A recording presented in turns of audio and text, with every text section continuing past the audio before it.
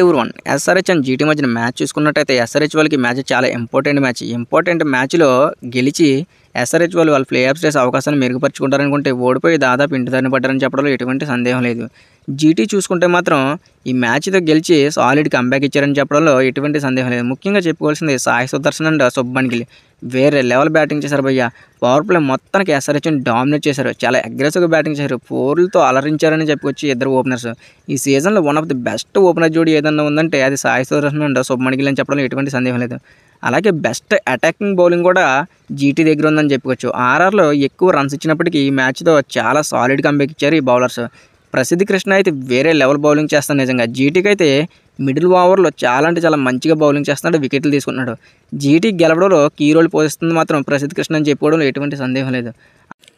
ఓవరాల్గా చూసుకుంటే జీటీ ఈ సీజన్లో చాలా అంటే చాలా మంచిగా బ్యాటింగ్ చేస్తున్నారు, ఫీల్డింగ్ చేస్తున్నారు, బౌలింగ్ చేస్తున్నారు.